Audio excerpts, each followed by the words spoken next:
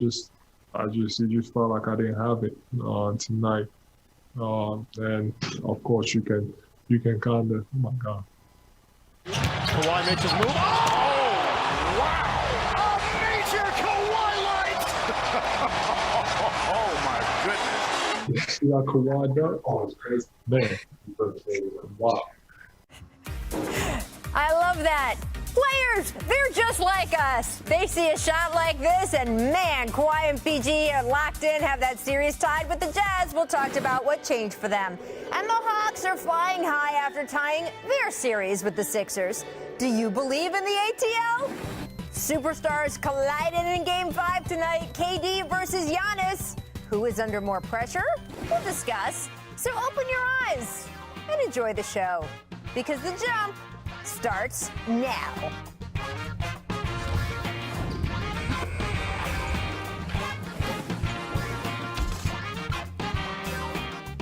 That's the music you want on a Tuesday. Welcome to The Jump. I'm Rachel Nichols, thrilled to be joined by 8-time All-Star, future Hall of Famer, Mr. Vince Carter. Our fabulous NBA and WNBA analyst Monica McNutt is going to join us a little bit later in the show. We also have big news out of Brooklyn today. James Harden looks like he's going to give it a go in that pivotal Game 5. So, Vince, a lot to talk about. Welcome today. First, though, let's get to what happened in Atlanta. Constructing a winning NBA team is sort of like putting together a show-stopping meal. There are a lot of different ways to go about it. If you're historically a glamour franchise, maybe you have the resources to just go out and grab some lobster and caviar. If you're not, maybe you have to grow the ingredients at home yourself. Either way, once you get the food on the stove, it all comes down to the same thing. When the lights are the brightest, when the world is watching and everything is on the line, can you cook? The Atlanta Hawks keep proving their answer is a bona fide yes. Not only did they walk into Madison Square Garden in the first round and fillet a Knicks team carrying the momentum of all of New York City, they are now sitting just 2 wins away from the Eastern Conference Finals, thanks to last night's thrill ride of a win over the Sixers that tied that series at 2 apiece. And yes, a lot of what happens next here will depend on the health of Joel Embiid's knee, and we'll get to that in a moment. But let's not pretend the Hawks are just bystanders here. Atlanta was down 18 points near the end of the first half last night, and no one would have blinked twice if the team had just acquiesced. This is still a young group. Philadelphia is the #1 seed, led by a championship coach and 2 perennial All-Stars, and certainly the favorite in this matchup. But the Hawks did not acquiesce. The Hawks dug in, handily winning the third quarter to cut the Sixers' lead to 2, thanks to some dramatic and terrific two-way play from John Collins, and of course, a push from Trae Young, who continues to show he's not just sizzle, but strength as he fights through a shoulder injury. I loved this sequence with the two of them here in the fourth quarter. Collins hustling for a rebound, gives the ball to Trae, who makes, after the drive, this pass. I mean, come on. JC then pays it off with the triple. Young actually assisted or scored on the Hawks' final 15 points. And after the game, he talked about exactly the kind of environment, talk, and attitude that has exemplified this Atlanta team. I mean, we've been fighting, all year. We've been fighting all year, and this team never gives up. We, no matter what the score is throughout the game, we know it's a long game. The NBA is a long game, and it's a 48-minute game, and for us, we just stay level-headed throughout the whole game. Every team's going to make runs, and so for us, I love the way we fight. Now, while the Hawks were making runs, the Sixers were trying to figure out what was going on with their star. Joel Embiid took a mysterious, not actually that mysterious, trip to the locker room in the first half, and by the second half, it was clear he was having significant trouble with the knee injury that has been hounding him all series. He went an astounding over 12 from the floor during that stretch. No missed basket more costly than the one with just under 10 seconds left, a point-blank layup that Embiid could, well, not lay up. Afterward, Joel said, quote, "I just didn't have lift," adding that not being able to jump for obvious reasons, it's tough. We don't know exactly how Embiid's health will go from here. The injury is a partially torn meniscus, and while honestly shouldn't be able to play well on it at all, he has somehow still managed to have some huge games in this series, and maybe he will be able to come up with another one when things shift back to Philadelphia for Wednesday's Game 5. Of course, the Hawks will be ready for that one too. As we saw last night, this is a team that knows how to take a meal that is simmering on the stove and turn it up to a full boil. You know what? You can keep your lobster and caviar. There's with some good old-fashioned Southern cooking. And as you can see, it'll do just fine. So, Vince, I'm supposed to ask you, since this is now a best of three, do you believe in Atlanta? But, Vince Carter, I know you believe in Atlanta. So tell me of course. why you think that Atlanta can win this series. I believe in Atlanta. Obviously, it's all based around Joel Embiid and his injury, because if we look what he did in the first 3 games, he was dominant. He was beating double team, single coverage, whatever he wanted. And even in the first half of Game 4, he was doing what he wanted. And in the second half, things changed a little bit, and the Hawks were able to play Joel single coverage. And they got to the shooters, and that allowed them to close out on Tobias Harris and to close out on Curry, and that allowed them to just take over the game or make the game easier for Joel Embiid. And you can see their confidence growing. But we have to give a shout out to John Collins, because what he did in the third quarter helped the Hawks get back into the game. And then, of course, Trey took over in the fourth. I want to take advantage of the fact that you played on this team, Vince. So give us inside the locker room here, especially with John Collins, because we've talked about Trey plenty. He has been just a supernova this playoffs. John Collins' development has been so promising, really, since his rookie year, but it's had stops and starts. What did you see of him when you played with him, and what are you seeing how that all comes to fruition in a game like last night? Well, first off, I mean, he's just flying under the radar this year, and he's playing great basketball. I remember walking in the door and John just like, hey, let's get it. Let's learn. I want to get better. And he wants to get better, and he wants to learn. And we just worked on footwork, technique, catching and shooting threes. And look what he's doing as far as his footwork behind the three-point line, which maybe a lot of people don't notice. But you showed that play where Trey made the pass to him for 3 underneath, and he just catches it and shoots it now with confidence. He doesn't hesitate. So what he's done, what Kevin Huerter has done as far as just his maturity and confidence, and Clint Capella defensively and just cleaning up on the glass, scoring. I mean, years ago, did you ever think you could throw the ball to Clint Capella and he's going to get you a bucket and doing what he's doing? And they just believed. I mean, they're playing with a lot of confidence right now, and they should be excited down here in Atlanta. Well, look, the way they went after Clint, it didn't have immediate payoff. In fact, when they traded for him, you know, Vince, he was hurt, right? So there was a lot of people being like, why exactly did you make this move, especially right now? And guess what? It was for this reason. They knew when this team was finally able to come together, they would get that kind of play. And man, especially since Nick McMillan took over that coaching job, they have been on a rocket ship. You did mention Joel Embiid, of course, as goes him, and this injury is going to go a lot in the rest of this series. 0 for 12 from the field after halftime. And here was Embiid after the game talking a little more about his health. Take a listen. It happens. Bad game happens. I've been playing well. And, sometimes you just can't control it. Sometimes I thought in the second half, a bunch of shots went in and out. There was a couple calls that could have gone either way. I can do better. I can always be better. But as far as, you being 100%, I don't think that's going to happen, until the year is actually over. I said I just got to go out and, manage it and just deal with it. So, Vince, that was the worst shooting half of basketball in the last 25 postseasons. Now, you didn't have, well, I was going to say, your game wasn't quite that rough, but you're on the list, my friend. 0 for 10, right, in 2006. How does Embiid shake this off going forward in the series? What did you do?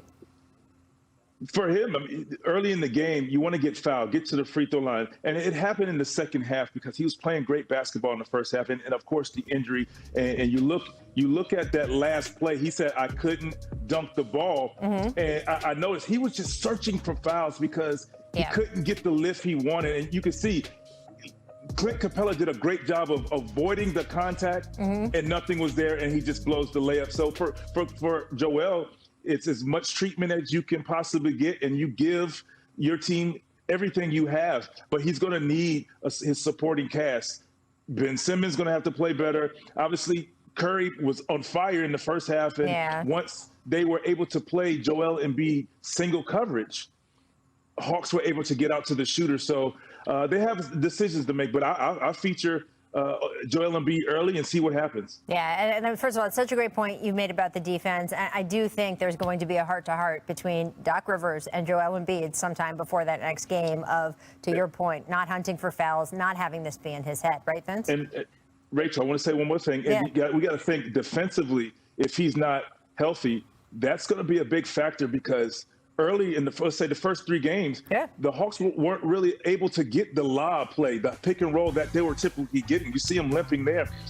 Now you put Joel Embiid in the pick and roll, and he has a decision to make. Does he play the lob? Does he get up on Trey for the floater? And now that 3-point shot opens up. So I suspect the Hawks will go at him early to test that knee out as well. So interesting. And I will say, Vince, you've been in that arena obviously a ton. That place was on fire last night. It was so on fire. Shout out to the Hawks fans. It was awesome. It was crazy. It was crazy. Awesome to see. All right, coming up, we're going to talk James Harden because he has now been upgraded to questionable for Game 5 tonight. This is a huge reversal. He was rolled out yesterday. Now he's going to try to give it a go. I will ask Vince what it is like to play hurt in a high-stakes game. First, though, time for our distant replay. So the NBA's all-defensive teams were announced yesterday. First team featuring Rudy Gobert, Draymond Green, Ben Simmons, Jrue Holiday, and Giannis. The second team features Joel Embiid, Kawhi Leonard, Jimmy Butler, Bam Adebayo, and Matisse Thybulle. Monica McNutt, welcome to The Jump. Anyone you wanted to see on there that did not make it?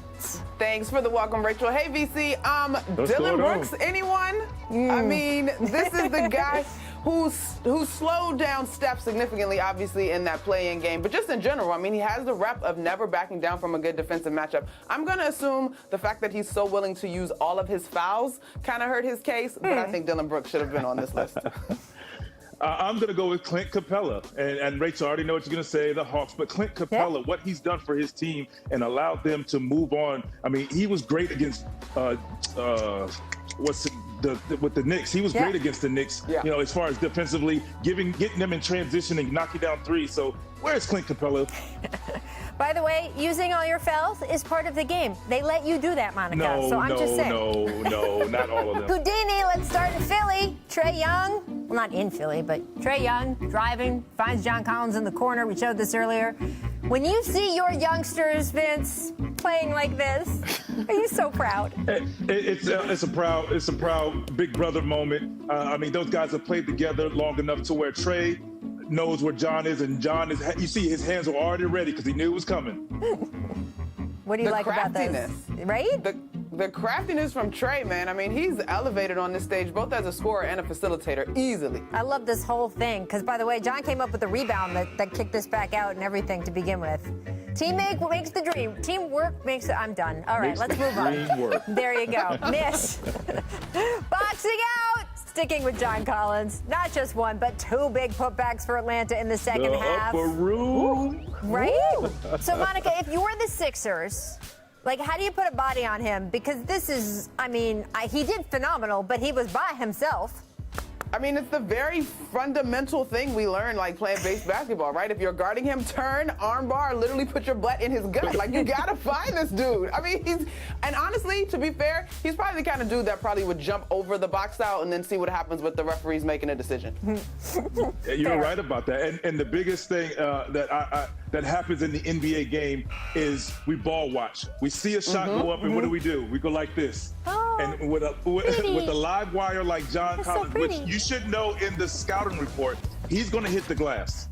Amen. All right, make ambition. Bogdanovic out in transition, attempting to put up a shot between Kawhi and PG. Kawhi said, no, I'm sorry. You will not be doing that. Then should Bogey give him a pump fake next time? I don't know.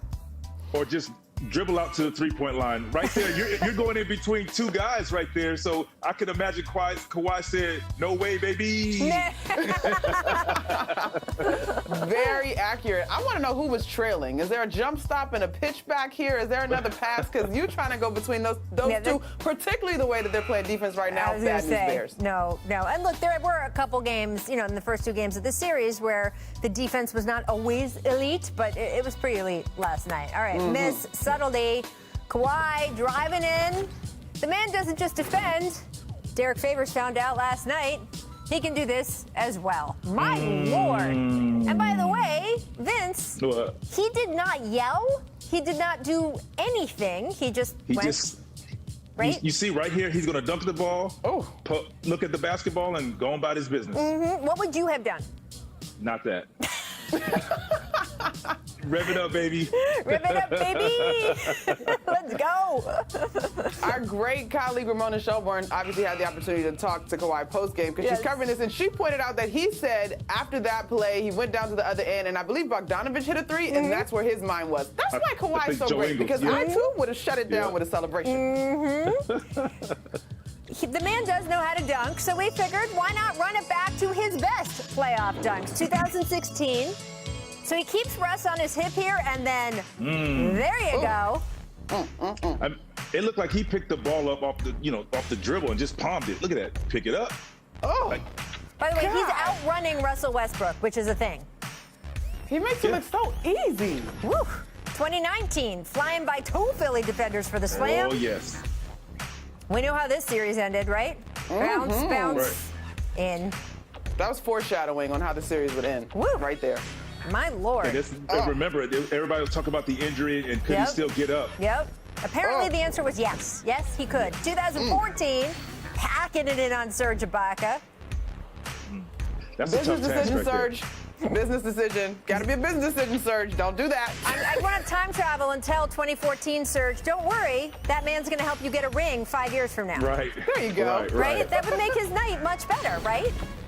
And then just last month, we all remember, just detonated Maxi Kleber.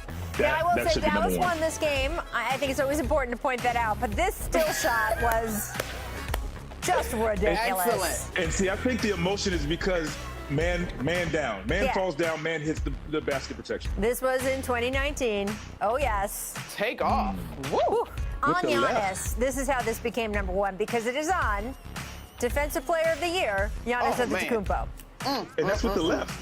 Right? I mean, it looked like right, no, left. The Kyle Lowry setup, though, is pretty elite. It was, yes. We got to acknowledge that part. It's almost Monica, like you said Kyle jump Lowry's stop. good. You remember you said jump stop. There's the example of the jump stop because pass it back, let Kawhi do it again. There you go. I like it. Did you know, Vince, that Monica played for Georgetown? Have I mentioned that I do. 600 times on this show? I already know. Yes, I know. I know all about it. I'm just going to keep saying that. You know how I feel about the Hoyas. All right, let's stick with Kawhi, but also his teammate Paul George. Last night, PG-13 and Kawhi each dropped 31 in another win at home to even up the series, while a lot of the focus is on PG because he's such an X factor. If he has a great game, it makes a huge difference. You gotta check Kawhi's numbers between wins and losses, because even in losses, he's very, very good. But look at him in wins. The man has been nuclear, averaging nearly 34 points a game on 65, 45, 90 shooting splits. Now, in losses, again, more human, averaging 26 on 48, 32, 85 shooting splits. But Vince, the Clippers now tied 2-2 after trailing 0-2. So what do you think has changed for them that they are now in it in this series? I mean, it's easy to say home cooking. That's easy. But I give the credit to Ty Lue for making the adjustment of playing small ball. They worked in game 3, and they started with it in game 4. And here's why I say that. It put Gobert in a situation where he can't get to the help side blocks or in the paint fast enough because he's leaving shooters. And when he did step in the paint, penetrate, pitch, Marcus Morris, open 3. Batum, open 3. So they put him in a situation where Gobert didn't know what to do, and I thought it was genius to start with that. And now it opened the paint up for Kawhi and PG to get into the paint whenever they wanted. VC, I don't know which one comes first, if it is the offensive decisions in terms of that small ball or what it has allowed them to do defensively, because I've been impressed in the last two games with the way literally the Clippers are flying around defensively 1 through 5. We know that Pat Bev, we know that Paul George and Spots and Kawhi Leonard have made it very difficult on Donovan Mitchell, but in general, there's not been a lapse in terms of their defensive rotations and missing their assignments. And to me, that energy on the defensive end has allowed them to get up and down the floor, out in transition, get to those spots where they're knocking down threes. And so the small ball thing is huge. I'm noticing it on the defensive side of the ball just as much. Well, look, it is going to be fascinating because the Utah Jazz earned that #1 seed, right? So Dallas lost the last 4 of the last 5 games in that first round series. The Jazz are not the type of team that has lost 4 out of 5 games this season. So for the Clippers, even though they've gotten back in it, for them to win, they will have to win 4 of the final 5 games of the series. It is a steep hill, but they are starting to climb it. All right, we are going to talk James Harden right after this break because he is now cleared to play tonight. Vince will share his thoughts on the pressure Harden is facing in this pivotal Game 5. Keep it locked. Here with Vince Carter, Monica McNutt, and let's get to the biggest news of the day involving James Harden. Our senior insider, Adrian Wojnarowski, says James is cleared to play in Game 5 against the Bucks tonight. This is huge. Woj reporting Harden worked his hamstring through shoot-around without an issue. He will do the same on the court prior to tip tonight. Vince, this man was ruled out officially yesterday. I got the notice in my email inbox. You have been in James Harden's shoes. What is it like to try to play hurt in such a high-pressure game? I mean, it's the playoffs, and you want to do whatever you can for your team. You just want to be careful, and obviously he knows how important it is. But trying to play through it is difficult. It's difficult because there's some of the things that comes natural to you that you can't do anymore. For me, it was jumping. So for James Harden, he's a point guard. He uses his body, his quickness, and his ability to get in the paint. And you see there, once he got in the paint and stepped, that's when you find out what's how he actually feels, because you're going through shoot around, you go through everything, but when you have to guard somebody or beat someone off the dribble, that's when that hamstring will be tested.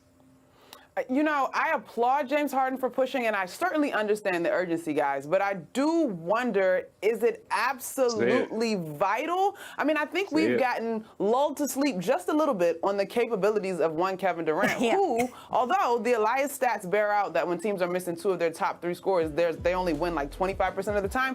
But if one of those top 3 is Kevin Durant, I think you still have a really strong chance. And so for me, I'm at, okay, James Harden is going to go tonight, but will he be able to play tonight? Are 2 different conversations in terms of the duration and the intensity of the basketball game. Honestly, to me, what might tip that balance isn't as much whether James Harden is or isn't on the court or how much of James Harden he really is.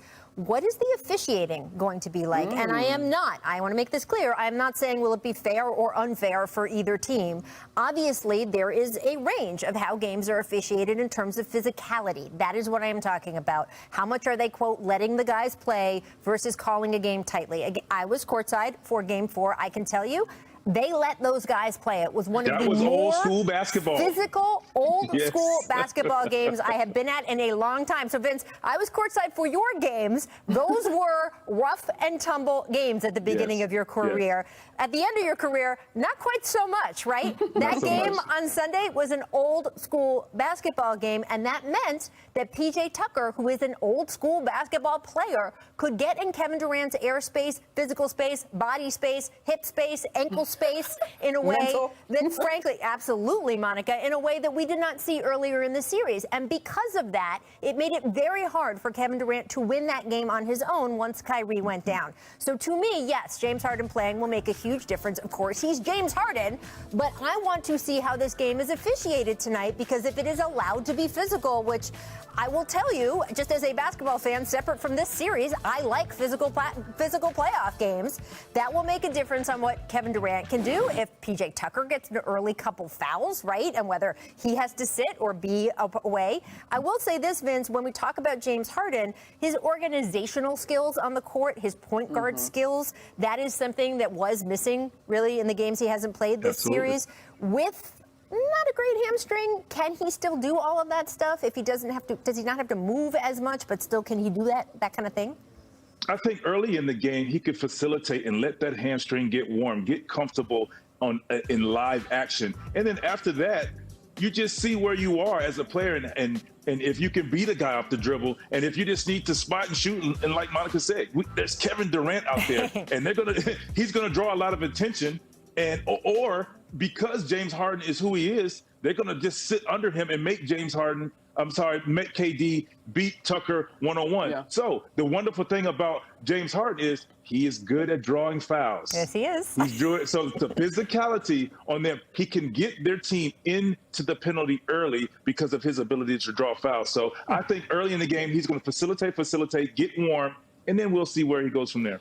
But VC, do you think though that the Bucks would game plan for him differently if they knew he was purely a facilitator? Like when I think of James Harden's games, he's able to be such a dynamic facilitator because you got to respect him from 45 feet away from the rim. Right. If he doesn't have his legs and can't score that way, then I can plan for you as a facilitator better than I can for you as a scorer, or just one or the other. But remember this, James Harden can still shoot the ball. The hammy still work to shoot the ball. You can still shoot. I think with the hamstring more so is just pushing off and beating your man. His step back game, he doesn't need a lot of space. James Harden doesn't use a lot of lift on his shot. That's one of the things, like a Dominique Wilkins. Right. Somebody like that who had a lot of lift where the hamstring is into effect. So I mean, it just depends on his pain tolerance is another factor in this, and what he can and can't do. I mean, he's given it a go. My only thing is I just hope he's healthy enough, and we don't want to see another Anthony Davis situation where he goes down and the Nets do not have him for the rest of the series. Right. Like you said earlier, Monica. Yeah, and look, we did see that with AD, right? And these injuries are connected. So AD had an Achilles injury, obviously all the way back on Valentine's Day, took a big chunk of time off, tried to come back. He had hip injuries, thigh injuries, sort of, little nagging things, ankle, right, at one point. So obviously, when that side of your body is a little bit weakened, you can see with James Harden, are we going to have other sort of compensatory injuries that come into play for him? I will say this about James. The man is an Iron Man. He has played, we looked it up today, our researcher Michael Schwartz, 94% of the games that his team has played over the course of his career, whatever team he has been on, he has played in. Marvel did a shoe collab with him because he's such an Iron Man. This is a man who wants to be on the court, and I do admire the fact he is trying to be there tonight, and he obviously knows, not just for the Brooklyn Nets, but for him. I mean, he's been trying to win a title for a very long time. This is probably one of his best chances to do so. He wants to help them get past this series. We will find out if he is going to be able to. It is time, friends, to play one of our favorite games here on The Jump. Something, nothing, or everything. Let's get to another story from Woj. This is about the league exploring rule changes on unnatural shot motions. All right, so per Woj, the league wants to limit the ability of players, including stars like, James Harden, Luka Doncic, Trae Young, to lean backward and sideways, for example, to initiate contact and get the free throw. Monica, Trae Young has been one of the brightest stars of this playoffs. Luka Doncic put on a show in the first round. Is this something, nothing, or everything? It's everything, Rachel, and I mean that in the most negative way. I absolutely hate this. I hate it. I don't know about you, VC, but I feel like you're now encroaching on guys' ability to play the game and be crafty. Listen, I was up close and personal to the Knicks-Hawks series. Yes. I was just as agitated as anybody else with Trae Young, but that is a part of his game, and all the names that you just listed, Rachel, they are great players, and that's part of their game. I was with the league on the kick out. Okay, take that out. I was with them on the Zaza Pachulia rule. I was with that. But this, to me, only opens Pandora's box with more subjectivity. I thought the point of these rules at this point, as we saw with Nikola Jokic being ejected, was to eliminate the subjectivity. Right. This, to me, is going to be a hot mess. And what it's going to do to these scores or those guys that you listed, they're going to have to figure out another way to be effective as far as drawing fouls, because Trae knows if I speed up on the pick and roll and just slow down, when that defender's getting there, stop. And then throw the ball to the rim. Right. And it's I mean, you look at it, and I'm with these guys, and so I root for them. But, when you see it, you're just like, oh, man, come on, man. It kind of takes the fun out of the game because they're superstars, and they're already tough to guard. And it's impossible as a defender to try to guard these guys when that's allowed. So at least if they get the call, it has to go on the side. Well, it's interesting, Monica, you just called that the Zaza Pachulia rule. We all know why of what happened a few years ago. I have to assume if this goes through, it will be called the Trae Young rule, or at least referred to it that way. And I think it's notable just because Trae is the one I think who'd be most effective. He's the smaller guy. And by the way, he's not small. I'm 5'4". I'm small. But he is smaller on that court. And so he has to do more things to sort of make his game break through than a bigger guy like James Harden or Luka Doncic is a lot bigger than I think people realize when he's on the basketball court and can barrel through. I am curious whether this is going to be, hey, we just won't call the fouls anymore, and so they won't have that and get to the free throw line, or if it is we are going to start calling these as offensive fouls, and they will be fouls on the offensive player. I don't know if that's been clarified or not, but obviously that would have a huge impact on which way they decide to go there. So we will find out. All right, coming up, we're going to talk a little Boston Celtics because, I mean, this is just so unusual. Brad Stevens is going to choose his own successor as head coach. We've got some candidates for that job opening to go through. We'll discuss it next. First, though, here's a distant replay. This date in 2014. I can't do the Ginobili. I know, I can't do the Ginobili the way Charles does. Right, man. But Mono had sneaky house. I mean, like, you think layup? Nah, CB. Woo! So tough. And the bat. Just got to keep going back to the bat. All right, according to Fox Sports, the Orlando Magic will interview Jason Kidd for their vacant head coaching spot this week. The Lakers have granted them permission. Also, near the Celtics practice facility in Boston, this billboard went up campaigning for Becky Hammon or Kara Lawson to be the next head coach. Again, Kara has worked on the Celtics staff. She is just fantastic, Monica. Who do you think is the best fit to coach the Celtics? I don't necessarily have a name yet, Rachel, although I like the connection that Kara has, but I have 3 C's that my candidates should have. They've got to be able to connect with this squad. They've got to be creative in terms of the offense and the talents of these guys, and they've obviously got to be able to convert in terms of everything that they're doing in practice and behind the scenes has to translate on the basketball court. Kara, I kind of like that idea. So this answer, I am no way, shape, or form trying to take this coach away from the current team, which is Nate McMillan from the Atlanta Hawks. Okay. Because I think the Atlanta Hawks more than likely will try to keep him. Yes. But I think what Nate McMillan has proven and shown what he can do with the Trae Young. Yep. Just imagine, what he could do because he's defensive minded. He has all the pieces. He has all the young talent offensively. Nate McMillan will be a good candidate, as well as Becky Hammon. I think Becky Hammon proved that she can handle a team. I think she won the Summer League some years back ago with the Spurs, obviously, and she took control of that team and did a great job. So, I mean, I think there's some great candidates out there. I mean, there's always Chauncey Billups and Sam Cassell, who's put his time in as well. But I think Nate McMillan is showing that he can handle superstars and take them to the next level. There again, if the Hawks don't take him or snatch him up, maybe so. So much about this, though, Rachel, is also not just the head guy, but the staff, right? Yep. The head guy or gal, may I add. So I think if you can pepper in some of those names together, then we're really starting to cook with hot sauce. Well, that is true. Now, Kara, of course, has a job as the head coach for her team at Duke. So I think for her to move, she would have to be the head coach in Boston. Who knows if she wants to do that. The Nate McMillan thing is interesting. Also, whether he ends up going somewhere or not, because as you point out, he's such a great fit in Atlanta, and I have to think ownership will do everything they can to keep him. But he is still have that interim tag. And if I'm Nate McMillan, I'm not saying no to other job interviews if they come up. So if there's a bidding war for me, that's not the worst thing in the world either. Just, again, it's amazing when you look at a difference a year makes where, the Pacers got rid of him, even though he made the playoffs with that team, even though he had just recently gotten a contract extension. And here he is now, has his team neck and neck, ready for fighting for the Eastern Conference Finals, and possibly, as you note, Vince, a bidding war breaking out for him. I do think it is interesting that Brad Stevens is hiring his replacement. That is very unusual in the NBA. And look, one of the questions that was asked, or Tim Bontemps asked at the press conference where Danny Ainge announced he was retiring and that Brad would be moving on to the front office, Tim asked both ownership and people front-facing at that press conference, hey, why is Brad Stevens better for the franchise to be in the front office instead of on the sideline?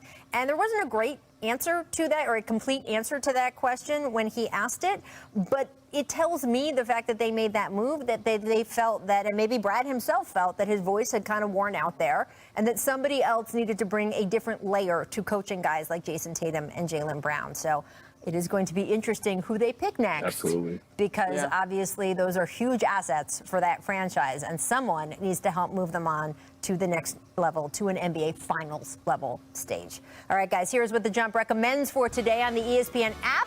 Our analysts breaking down the remaining teams in the postseason, sharing their best bets for the playoffs. This is actually a really fun piece. Everyone took a team in a series and made some pretty bold predictions, so go check it out. It's great. We're watching The Jump, and we'll be back right after this.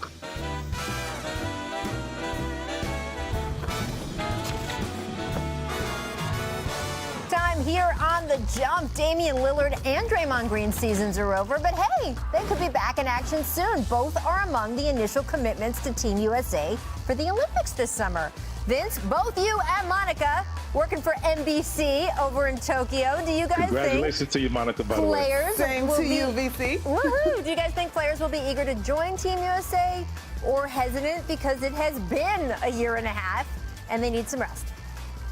I think they'll be hesitant just because they need some rest, but that's a great start right there with Dame Lillard, who is just a pure scorer. Mm-hmm. And then you get a guy like Draymond Green, who's the point forward, who makes things happen. And now these guys can just go out there and shoot the ball all over the arena. So it's just a great start. But I think you'll see some hesitation, and you'll get guys committing late before just jumping right on it. Yes.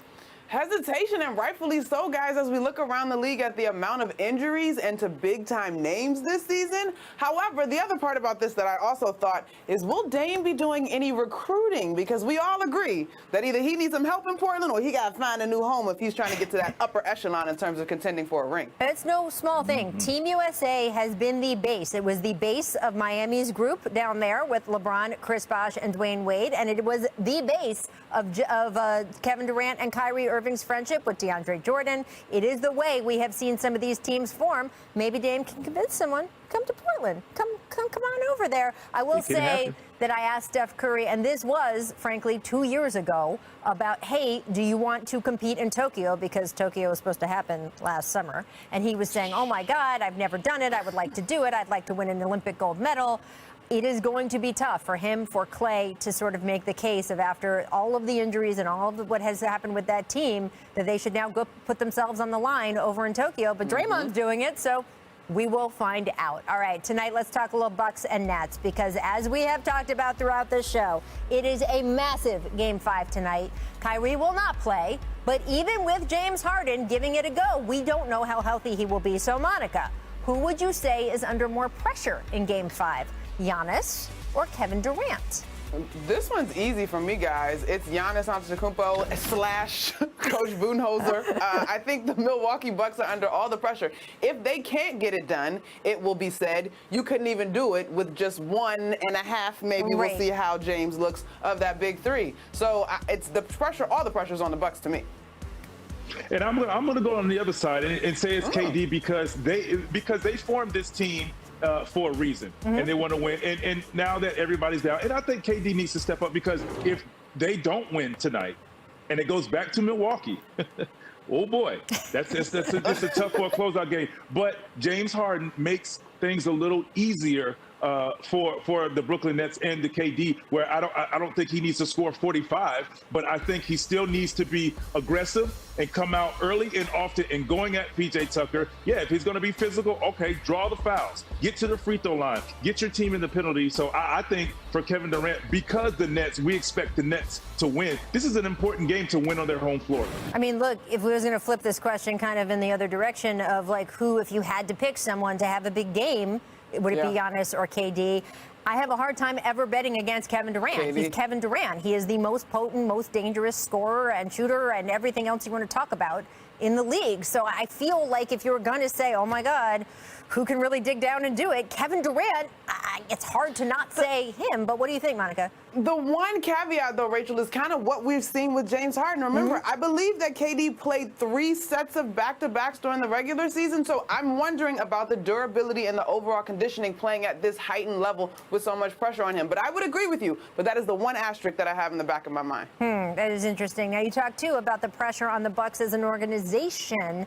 A second-round exit is not what Milwaukee was looking for. And I understand it's not the greatest draw in the world to get Brooklyn, but as you guys point out, you're getting Brooklyn without at least one of its stars and maybe a half of another one of its stars. Vince, what do you think the mood is going to be like in Milwaukee if they lose this series after everything they have done in the past couple years to try to get to an NBA Finals?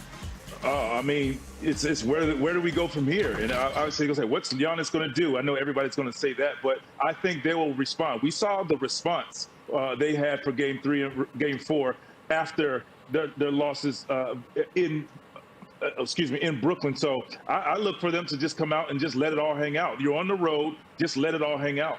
Well, there's so many layers, so much intrigue in this series. Is Mike Budenholzer's job on the line? What is James Harden going to do?